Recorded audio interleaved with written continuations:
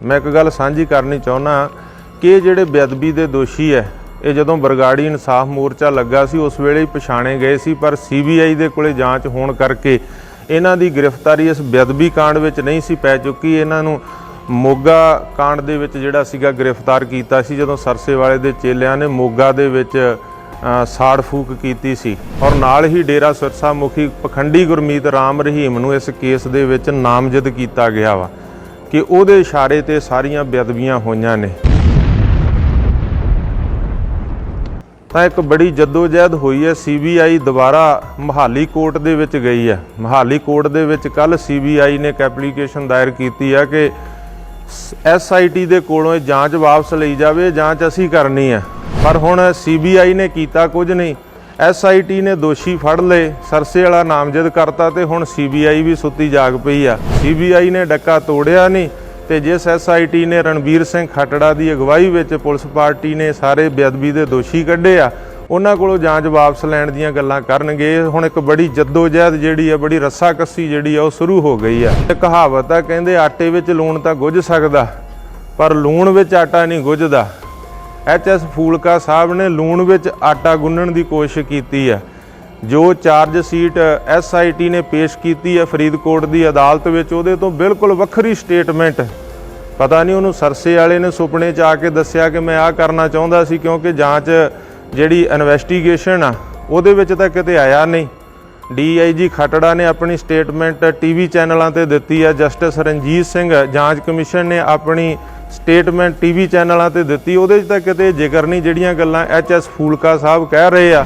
मैं हैरान है इस गल तो कि HS फूलका साहब इन्ने सीनियर वकील हो के एडा वड्डा झूठ क्यों बोल रहे हैं कि आपो अपने धड़े नूं प्रमोट करन वाली अज धर्म नालों धड़ा ज़्यादा प्यारा कर लिया। गल धर्म दी है, धड़ियां दी नहीं। फूलका साहब धड़े नूं प्रमोट तुसीं क्यों प्रमोट कर रहे हैं? क्योंकि जिस वेले तुसीं MLA की इलैक्शन लड़ी सी आम आदमी पार्टी वालों, तां इन्हां ने चाहे वह माझी आ, चाहे वह ढपाली आ, चाहे पंथप्रीत सिंह आ, केजरीवाल भी उन्हां दे कोल आया सीगा और इन्हां ने पिंडां 'च जाके कथा प्रचार भी कीता सी ते तुहानूं जिताउण लई सिर जोड़ यतन कीते सी इन्हां ने। तां करके अज तुसीं उन्हां दे धड़े 'च खड़े आ, झूठ बोल रहे आ। फूलका साहब 84 ਦੇ ਕਤਲੇਆਮ ਦੇ ਦੋਸ਼ੀਆਂ ਨੂੰ ਤਾਂ ਉੱਥੇ ਸਜ਼ਾਵਾਂ ਦਿਵਾ ਨਹੀਂ ਸਕੇ। ਦਿੱਲੀ ਦੇ ਵਿੱਚ 30 ਸਾਲ ਤੋਂ ਵੱਧ ਸਮਾਂ ਲੰਘ ਗਿਆ, ਇੱਥੇ ਨਿਹੰਗ ਸਿੰਘਾਂ ਨੂੰ ਸਜ਼ਾ ਦਿਵਾਉਣ ਵਾਸਤੇ ਝੱਟ ਤਿਆਰ ਹੋ ਗਏ। ਤਾਂ ਮੈਂ ਕਿਹਾ ਸੀ ਫੂਲਕਾ ਸਾਹਿਬ ਸਿੱਖਾਂ ਨੂੰ ਸਜ਼ਾ ਦੇਣ ਲਈ ਤੇ ਸਰਕਾਰਾਂ ਤੇ ਪੁਲਿਸ ਪਹਿਲਾਂ ਹੀ ਤਤਪਰ ਰਹਿੰਦੀ ਆ, ਤੁਹਾਡੀ ਕੀ ਲੋੜ ਆ? ਤੁਸੀਂ ਤੇ ਬਲਦੀ ਤੇ ਤੇਲ ਪਾ ਰਹੇ ਹੋ। देश विदेश ਵਿੱਚ ਵਸਦੀਆਂ ਸਮੂਹ ਗੁਰੂ ਨਾਨਕ ਨਾਮ ਲੇਵਾ ਸਿੱਖ ਸੰਗਤਾਂ ਨੂੰ ਦਾਸ ਵੱਲੋਂ ਸਤਿਕਾਰ ਸਹਿਤ ਵਾਹਿਗੁਰੂ ਜੀ ਕਾ ਖਾਲਸਾ ਵਾਹਿਗੁਰੂ ਜੀ ਕੀ ਫਤਿਹ। ਆਪ ਸਾਰਿਆਂ ਨੂੰ ਤਕਰੀਬਨ ਪਤਾ ਲੱਗ ਹੀ ਚੁੱਕਾ ਕਿ ਬਰਗਾੜੀ ਬੇਅਦਬੀ ਕਾਂਡ ਦੇ ਵਿੱਚ ਪੰਜਾਬ ਸਰਕਾਰ ਦੀ ਬਣਾਈ ਹੋਈ SIT DIG ਰਣਬੀਰ ਸਿੰਘ ਖਟੜਾ ਦੀ ਅਗਵਾਈ 'ਚ ਜੋ ਕੰਮ ਕਰ ਰਹੀ ਆ, ਉਹਨੇ ਤਾਜ਼ੇ ਹੀ ਉਸ ਬੇਅਦਬੀ ਦੇ ਦੋਸ਼ੀਆਂ ਨੂੰ ਜਿਹੜੇ ਮਹਿੰਦਰਪਾਲ ਬਿੱਟੂ ਦੇ ਸਾਥੀ ਸੀ ਉਹਨਾਂ ਨੂੰ ਗ੍ਰਿਫਤਾਰ ਕੀਤਾ ਔਰ ਗ੍ਰਿਫਤਾਰ ਕਰਕੇ ਉਹਨਾਂ ਦੀ ਇਨਵੈਸਟੀਗੇਸ਼ਨ ਕਰਕੇ ਉਹਨਾਂ ਦਾ ਚਲਾਨ ਪੇਸ਼ ਕਰ ਦਿੱਤਾ ਫਰੀਦਕੋਟ ਅਦਾਲਤ ਦੇ ਵਿੱਚ।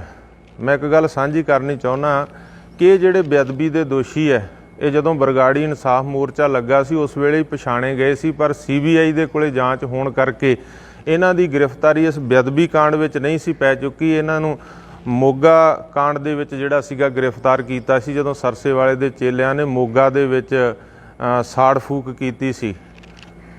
ਇਸ ਚਲਾਨ ਦੇ ਵਿੱਚ ਜਿਹੜਾ ਚਲਾਨ ਹੁਣ SIT ਨੇ ਪੇਸ਼ ਕੀਤਾ, ਇਹਦੇ ਵਿੱਚ 3 ਜਾਣਿਆਂ ਦੇ ਗ੍ਰਿਫਤਾਰੀ ਵਾਰੰਟ ਲਏ ਆ ਜਿਹੜੇ ਡੇਰੇ ਦੇ ਵਿੱਚੋਂ ਖਾਸ ਹੁਕਮ ਹਦਾਇਤਾਂ ਕਰਦੇ ਸੀ, ਹਰਸ਼ ਧੂਰੀ, ਸੰਦੀਪ ਬਰੇਟਾ ਤੇ ਪ੍ਰਦੀਪ ਕਲੇਰ, ਔਰ ਨਾਲ ਹੀ ਡੇਰਾ ਸਿਰਸਾ ਮੁਖੀ ਪਖੰਡੀ ਗੁਰਮੀਤ ਰਾਮ ਰਹੀਮ ਨੂੰ ਇਸ ਕੇਸ ਦੇ ਵਿੱਚ ਨਾਮਜ਼ਦ ਕੀਤਾ ਗਿਆ ਵਾ ਕਿ ਉਹਦੇ ਇਸ਼ਾਰੇ ਤੇ ਸਾਰੀਆਂ ਬੇਅਦਬੀਆਂ ਹੋਈਆਂ ਨੇ।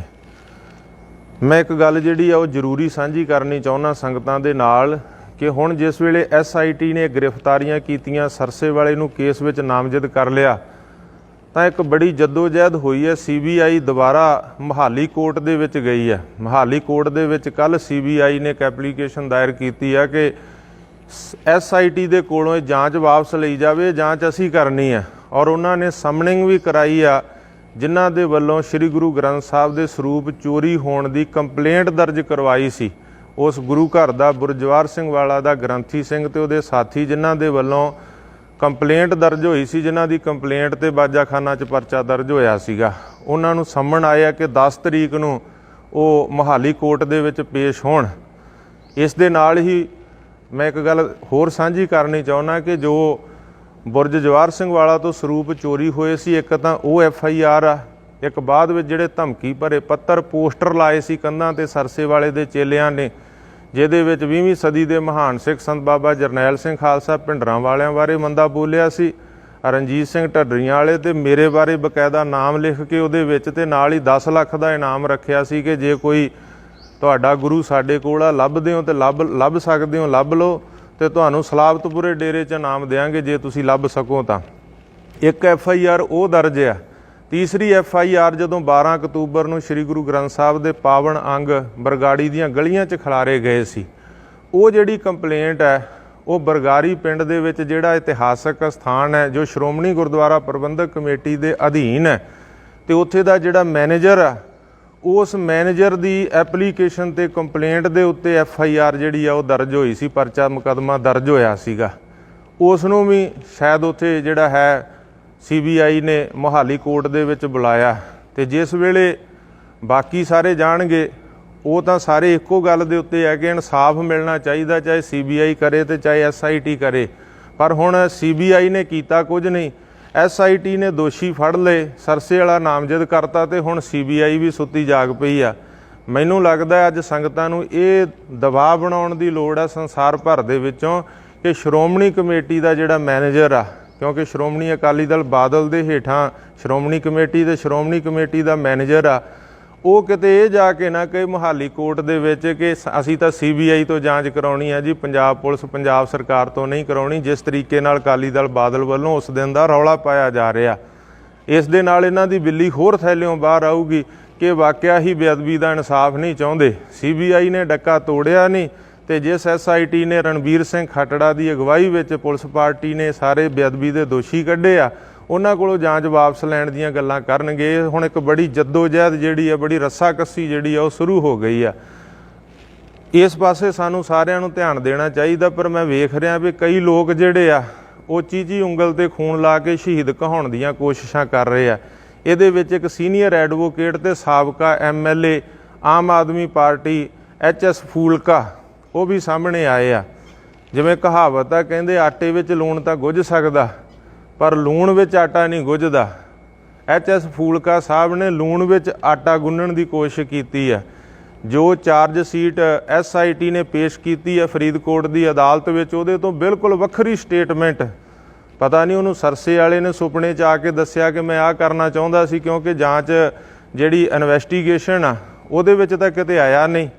DIG ਖੱਟੜਾ ਨੇ ਆਪਣੀ ਸਟੇਟਮੈਂਟ TV ਚੈਨਲਾਂ ਤੇ ਦਿੱਤੀ ਹੈ, ਜਸਟਿਸ ਰਣਜੀਤ ਸਿੰਘ ਜਾਂਚ ਕਮਿਸ਼ਨ ਨੇ ਆਪਣੀ ਸਟੇਟਮੈਂਟ TV ਚੈਨਲਾਂ ਤੇ ਦਿੱਤੀ, ਉਹਦੇ 'ਚ ਤਾਂ ਕਿਤੇ ਜ਼ਿਕਰ ਨਹੀਂ ਜਿਹੜੀਆਂ ਗੱਲਾਂ HS ਫੂਲਕਾ ਸਾਹਿਬ ਕਹਿ ਰਹੇ ਆ।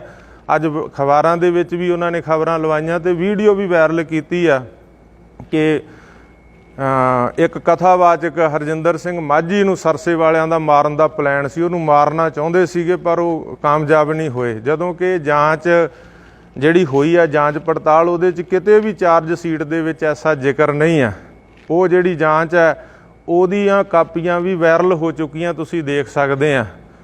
ਮੈਂ ਹੈਰਾਨ ਆ ਇਸ ਗੱਲ ਤੋਂ ਕਿ HS ਫੂਲਕਾ ਸਾਹਿਬ ਇੰਨੇ ਸੀਨੀਅਰ ਵਕੀਲ ਹੋ ਕੇ ਐਡਾ ਵੱਡਾ ਝੂਠ ਕਿਉਂ ਬੋਲ ਰਹੇ ਆ ਜਿਹੜਾ ਜਾਂਚ ਪੜਤਾਲ ਦੇ ਵਿੱਚ ਆਇਆ ਹੀ ਨਹੀਂ।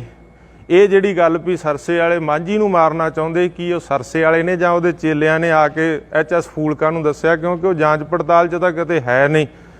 ਜਾਂਚ ਪੜਤਾਲ ਦੇ ਵਿੱਚ ਤਾਂ ਜਿਹੜਾ ਜ਼ਿਕਰ ਹੈ ਇੰਨਾ ਜ਼ਿਕਰ ਆ ਕਿ ਉਹਨੇ ਕਥਾ ਕੀਤੀ ਉਸ ਪਿੰਡ ਦੇ ਵਿੱਚ, ਉਹ ਵੀ ਕਥਾ ਕਰਨ ਤੋਂ ਪਹਿਲਾਂ ਉਹਨਾਂ ਦਾ ਸਮਝੌਤਾ ਹੋਇਆ। ਬਾਜਾਖਾਨਾ ਦੀ ਪੁਲਿਸ ਆਈ ਕਿ 3 ਦਿਨ ਦਾ ਕਥਾ ਸਮਾਗਮ ਆ, ਮਾਝੀ ਸਰਸੇ ਵਾਲਿਆਂ ਦੇ ਖਿਲਾਫ ਨਹੀਂ ਬੋਲੂਗਾ। ਇਹ ਸਮਝੌਤਾ ਹੋ ਕੇ ਫਿਰ ਕਥਾ ਹੋਈ। 2 ਦਿਨ ਉਹ ਬਿਲਕੁਲ ਨਹੀਂ ਬੋਲਿਆ। ਤੀਜੇ ਦਿਨ ਜਿਸ ਵੇਲੇ ਉਹ ਬੋਲਿਆ ਆਪਣੇ ਵਾਅਦੇ ਨੂੰ ਤੋੜ ਕੇ, ਜਿਹੜਾ ਕਿ ਉੱਥੇ ਪ੍ਰਬੰਧਕਾਂ ਦਾ, ਪੁਲਿਸ ਦਾ ਔਰ ਇਹ ਕਥਾ ਸਮਾਗਮ ਦਾ ਜਿਹੜਾ ਵਾਅਦਾ ਹੋਇਆ ਸੀ, ਆਪਸ ਵਿੱਚ ਸਮਝੌਤਾ ਹੋਇਆ ਸੀ, ਉਸ ਦਿਨ ਕੁਝ ਲੋਕਾਂ ਨੇ ਆਪਣੇ ਜਿਹੜੇ ਲੋਕਟ ਸੀ ਉਹ ਲਾ ਕੇ ਉੱਥੇ ਰੱਖੇ। ਸਿਰਫ ਬੁਰਜ ਜਵਾਹਰ ਸਿੰਘ ਵਾਲਾ ਦੀ ਗੱਲ ਸਾਹਮਣੇ ਆਉਂਦੀ ਆ। ਫੂਲਕਾ ਸਾਹਿਬ ਕਾਰੇ ਆਸੇ ਪਾਸੇ ਪਿੰਡਾਂ ਦੇ ਲੋਕਾਂ ਨੇ ਜੀ ਆਪਣੇ ਲੋਕਟ ਲਾ ਕੇ ਸਿੱਟ ਤੇ। ਇਹ ਸਾਰੀਆਂ ਬਣਾਈਆਂ ਹੋਈਆਂ ਗੱਲਾਂ। ਇਹ ਲੂਣ ਵਿੱਚ ਆਟਾ ਗੁੰਨਣ ਵਾਲੀ ਗੱਲ HS ਫੂਲਕਾ ਸਾਹਿਬ ਦੀ ਝੂਠ ਬੋਲਿਆ ਗਿਆ। ਇੰਨਾ ਕੁ ਜ਼ਿਕਰ ਤਾਂ ਹੈ ਕਿ ਕੁਝ ਪ੍ਰਚਾਰਕ ਜਿਹੜੇ ਪ੍ਰਚਾਰ ਕਰਦੇ ਸੀਗੇ ਉਹ ਡੇਰੇ ਸਰਸੇ ਵਾਲਿਆਂ ਨੂੰ ਕਿਸੇ ਗੱਲੋਂ ਵੀ ਗਵਾਰਾ ਨਹੀਂ ਸੀ, ਉਹ ਨਹੀਂ ਸੀ ਚਾਹੁੰਦੇ ਸਿੱਖੀ ਦਾ ਪ੍ਰਚਾਰ ਪ੍ਰਸਾਰ ਹੋਵੇ, ਤੇ ਉਹਨਾਂ ਨੇ ਬਲਜੀਤ ਸਿੰਘ ਦਾਦੂਵਾਲ ਨੂੰ ਮਾਰਨ ਦੀ ਪਲਾਨਿੰਗ ਬਣਾਈ ਜਿਹੜੀ ਸਿਰੇ ਨਹੀਂ ਚੜ੍ਹ ਸਕੀ। ਇਹ ਸਾਰਾ ਉਸ ਜਾਂਚ ਪੜਤਾਲ ਦੇ ਵਿੱਚ ਜੋ ਚਲਾਨ ਪੇਸ਼ ਹੋਇਆ, ਚਾਰਜ ਸ਼ੀਟ ਹੋਈ, ਉਹਦੇ ਵਿੱਚ ਹਿੱਸਾ ਕੋਈ ਵੀ ਦੇਖ ਸਕਦਾ। ਸੋ ਮੈਂ ਇੱਕ ਗੱਲ ਕਹਿਣੀ ਚਾਹੁੰਦਾ ਕਿ ਆਪੋ ਆਪਣੇ ਧੜੇ ਨੂੰ ਪ੍ਰਮੋਟ ਕਰਨ ਵਾਲੀ ਅੱਜ ਧਰਮ ਨਾਲੋਂ ਧੜਾ ਜ਼ਿਆਦਾ ਪਿਆਰਾ ਕਰ ਲਿਆ। ਗੱਲ ਧਰਮ ਦੀ ਆ, ਧੜਿਆਂ ਦੀ ਨਹੀਂ। ਫੂਲਕਾ ਸਾਹਿਬ, ਧੜੇ ਨੂੰ ਪ੍ਰਮੋਟ ਤੁਸੀਂ ਕਿਉਂ ਪ੍ਰਮੋਟ ਕਰ ਰਹੇ ਆ? ਕਿਉਂਕਿ ਜਿਸ ਵੇਲੇ ਤੁਸੀਂ MLA ਦੀ ਇਲੈਕਸ਼ਨ ਲੜੀ ਸੀ ਆਮ ਆਦਮੀ ਪਾਰਟੀ ਵੱਲੋਂ, ਤਾਂ ਇਹਨਾਂ ਨੇ ਚਾਹੇ ਉਹ ਮਾਝੀ ਆ, ਚਾਹੇ ਉਹ ਢਪਾਲੀ ਆ, ਚਾਹੇ ਪੰਥਪ੍ਰੀਤ ਸਿੰਘ ਆ, ਕੇਜਰੀਵਾਲ ਵੀ ਉਹਨਾਂ ਦੇ ਕੋਲ ਆਇਆ ਸੀਗਾ, ਔਰ ਇਹਨਾਂ ਨੇ ਪਿੰਡਾਂ 'ਚ ਜਾ ਕੇ ਕਥਾ ਪ੍ਰਚਾਰ ਵੀ ਕੀਤਾ ਸੀ ਤੇ ਤੁਹਾਨੂੰ ਜਿਤਾਉਣ ਲਈ ਸਿਰ ਜੋੜ ਯਤਨ ਕੀਤੇ ਸੀ ਇਹਨਾਂ ਨੇ। ਤਾਂ ਕਰਕੇ ਅੱਜ ਤੁਸੀਂ ਉਹਨਾਂ ਦੇ ਧੜੇ 'ਚ ਖੜੇ ਆ, ਝੂਠ ਬੋਲ ਰਹੇ ਆ। ਤੁਹਾਡੇ ਜਿਹੜੇ ਧੜੇ ਦੇ ਵਿੱਚ ਪੱਤਰਕਾਰ ਕੋਟਕਪੂਰੇ ਤੋਂ, ਉਹਦੇ ਕੋਲੋਂ ਤੁਸੀਂ ਇਹ ਖਬਰ ਲਵਾਈ ਆ ਜਿਹੜੀ ਕਿ ਸਰਾਸਰੀ ਝੂਠ ਆ। ਉਹਦੇ ਵਿੱਚ ਇਸ ਤਰ੍ਹਾਂ ਦੀ ਗੱਲ ਜਾਂਚ ਪੜਤਾਲ 'ਚ ਕਿਤੇ ਵੀ ਨਹੀਂ ਆ। ਮੈਂ ਪੱਤਰਕਾਰ ਵੀਰਾਂ ਨੂੰ ਫੋਨ ਕਰੂੰਗਾ ਕਿ ਉਹ DIG ਖਟੜਾ ਨਾਲ ਸੰਪਰਕ ਕਰਨ, ਜਸਟਿਸ ਰਣਜੀਤ ਸਿੰਘ ਨਾਲ ਸੰਪਰਕ ਕਰਨ, ਉਹਨਾਂ ਤੋਂ ਜਾਣਕਾਰੀ ਲੈਣ ਵੀ ਇਹੋ ਜਿਹੀ ਗੱਲ ਕਿਤੇ ਹੈ। ਇਹ ਜਾਣ ਬੁੱਝ ਕੇ ਐਵੇਂ ਜਿਹੜਾ ਹੈਗਾ ਚੀਚੀ ਉਂਗਲ ਨੂੰ ਖੂਨ ਲਾ ਕੇ ਸ਼ਹੀਦ ਬਣਦੀਆਂ ਗੱਲਾਂ ਨੇ। ਫੂਲਕਾ ਸਾਹਿਬ ਕਿਉਂ ਇਗਨੋਰ ਕਰ ਰਹੇ ਆ, ਕਿਉਂ ਮੇਰੇ ਨਾਲ ਇਸ ਤਰੀਕੇ ਨਾਲ ਕਿ ਉਹਨਾਂ ਨੂੰ ਜਿਹੜਾ ਹੈਗਾ ਇੱਕ ਉਸ ਵਿਅਕਤੀ ਨੂੰ ਜਿਸ ਦਾ ਉਹਦੇ ਵਿੱਚ ਇਸ ਤਰ੍ਹਾਂ ਦਾ ਕੋਈ ਜ਼ਿਕਰ ਨਹੀਂ, ਉਹਨੂੰ ਉਭਾਰਨ ਦੀ ਕੋਸ਼ਿਸ਼ ਕੀਤੀ ਆ ਕਿ ਸਰਸੇ ਵਾਲੇ ਬੜੇ ਉਹਦੇ ਵੈਰੀ ਜੀ, ਬੜਾ ਉਹਨੇ ਪ੍ਰਚਾਰ ਕੀਤਾ। ਜਦੋਂ ਕਿ ਅਸੀਂ 97-98 ਤੋਂ ਇੱਥੇ ਪ੍ਰਚਾਰ ਸ਼ੁਰੂ ਕੀਤਾ, ਜਿਸ ਵੇਲੇ ਤੋਂ, ਉਸ ਵੇਲੇ ਤਾਂ ਉਹਦਾ ਪਤਾ ਵੀ ਨਹੀਂ ਸੀ ਕਿੱਥੇ ਉਹ ਹੈ ਵੀ ਹੈ ਜਾਂ ਨਹੀਂ ਹੈ। ਪਰ ਅਸੀਂ ਕਿਸੇ ਤੋਂ ਕੋਈ ਕ੍ਰੈਡਿਟ ਦੀ ਗੱਲ ਨਹੀਂ ਕਰਦੇ। ਸੱਚਾਈ ਜਿਹੜੀ ਆ ਉਹ ਸੰਗਤਾਂ ਦੇ ਸਾਹਮਣੇ ਰੱਖਣੀ ਚਾਹੁੰਦੇ ਹਾਂ। ਸੰਗਤਾਂ ਸਭ ਜਾਣਦੀਆਂ ਨੇ ਜੋ ਅਸੀਂ ਗੁਰੂ ਗ੍ਰੰਥ ਪੰਥ ਦਾ ਪ੍ਰਚਾਰ ਕੀਤਾ। ਫੂਲਕਾ ਸਾਹਿਬ ਨੇ ਤਾਂ ਪਹਿਲਾਂ ਵੀ ਜਿਸ ਵੇਲੇ ਲਾਕਡਾਊਨ ਦੇ ਦੌਰਾਨ ਪਟਿਆਲਾ 'ਚ ਨਿਹੰਗ ਸਿੰਘਾਂ ਵਾਲੀ ਘਟਨਾ ਵਾਪਰੀ ਸੀ, ਉਦੋਂ ਵੀ ਫੂਲਕਾ ਸਾਹਿਬ ਕਹਿੰਦੇ ਸੀ ਵੀ 10 ਦਿਨਾਂ ਦੇ ਵਿੱਚ ਇਹਨਾਂ ਨੂੰ ਸਜ਼ਾ, ਜਿਹੜੀ ਦੋਸ਼ੀ ਸਾਹਮਣੇ ਆ ਜੀ ਪਛਾਣੇ ਹੋਏ ਆ, 10 ਦਿਨਾਂ 'ਚ ਸਖਤ ਸਜ਼ਾ ਦਿੱਤੀ ਜਾਵੇ ਇਹਨਾਂ ਨੂੰ। ਤੇ ਉਸ ਵੇਲੇ ਵੀ ਮੈਂ ਭਾਵੇਂ ਇੰਗਲੈਂਡ ਵਿੱਚ ਸੀ, ਉੱਥੋਂ ਹੀ ਇੰਟਰਵਿਊ ਦੇ ਕੇ ਮੈਂ ਸਟੇਟਮੈਂਟ ਜਾਰੀ ਕੀਤੀ ਸੀ ਕਿ ਨਿਹੰਗ ਸਿੰਘ ਅਗਲੇ ਦਿਨ ਵਿਸਾਖੀ ਦਾ ਦਿਨ ਹੈ, ਉਹ ਸਬਜ਼ੀ ਮੰਡੀ 'ਚ ਸਬਜ਼ੀ ਲੈਣ ਆਏ ਆ, ਪੁਲਿਸ ਨਾਲ ਟਕਰਾਅ ਹੋ ਗਿਆ। ਕੌਣ ਸਹੀ ਹੈ ਕੌਣ ਗਲਤ ਹੈ ਇਹ ਵੇਖਣਾ ਜਿਹੜਾ ਹੈਗਾ ਉਹ ਜਾਂਚ ਪੜਤਾਲ ਦਾ ਹਿੱਸਾ ਵਾ। ਪਰ ਫੂਲਕਾ ਸਾਹਿਬ 84 ਦੇ ਕਤਲੇਆਮ ਦੇ ਦੋਸ਼ੀਆਂ ਨੂੰ ਤਾਂ ਉੱਥੇ ਸਜ਼ਾਵਾਂ ਦਿਵਾ ਨਹੀਂ ਸਕੇ। ਦਿੱਲੀ ਦੇ ਵਿੱਚ 30 ਸਾਲ ਤੋਂ ਵੱਧ ਸਮਾਂ ਲੰਘ ਗਿਆ, ਇੱਥੇ ਨਿਹੰਗ ਸਿੰਘਾਂ ਨੂੰ ਸਜ਼ਾ ਦਿਵਾਉਣ ਵਾਸਤੇ ਝੱਟ ਤਿਆਰ ਹੋ ਗਏ। ਤਾਂ ਮੈਂ ਕਿਹਾ ਸੀ ਫੂਲਕਾ ਸਾਹਿਬ, ਸਿੱਖਾਂ ਨੂੰ ਸਜ਼ਾ ਦੇਣ ਲਈ ਤੇ ਸਰਕਾਰਾਂ ਤੇ ਪੁਲਿਸ ਪਹਿਲਾਂ ਹੀ ਤਤਪਰ ਰਹਿੰਦੀ ਆ, ਤੁਹਾਡੀ ਕੀ ਲੋੜ ਆ? ਤੁਸੀਂ ਤੇ ਬਲਦੀ ਤੇ ਤੇਲ ਪਾ ਰਹੇ ਹੋ।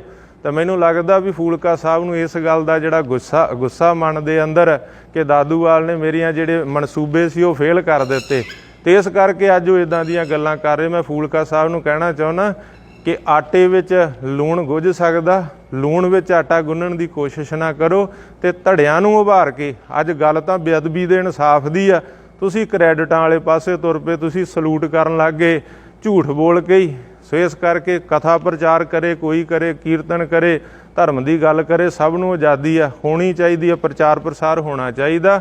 ਪਰ ਫੂਲਕਾ ਸਾਹਿਬ ਇੰਨਾ ਝੂਠ ਜਿਹੜਾ ਹੈਗਾ ਉਹ ਨਹੀਂ ਬੋਲਣਾ ਚਾਹੀਦਾ। ਤੁਹਾਨੂੰ ਜੱਦੋਜਹਿਦ ਕਰਨੀ ਚਾਹੀਦੀ ਹੈ ਕਿ ਜਿਹੜੀ ਜਾਂਚ ਹੈ CBI ਕੋਲੇ ਨਾ ਜਾਵੇ ਤੇ ਪੰਜਾਬ ਸਰਕਾਰ ਤੇ ਪੁਲਿਸ ਪ੍ਰਸ਼ਾਸਨ ਹੀ ਕਰੇ, ਤੇ ਪੰਜਾਬ ਸਰਕਾਰ ਤੇ ਵੀ ਦਬਾਅ ਬਣੇ ਕੈਪਟਨ ਅਮਰਿੰਦਰ ਸਿੰਘ ਤੇ ਵੀ ਕੇਵਲ ਨਾਮਜ਼ਦ ਕਰਤਾ ਸਰਸੇ ਵਾਲਾ, ਇਹਦੇ ਨਾਲ ਕਹਾਣੀ ਨਹੀਂ ਮੁੱਕ ਗਈ, ਇਨਸਾਫ ਨਹੀਂ ਮਿਲ ਗਿਆ।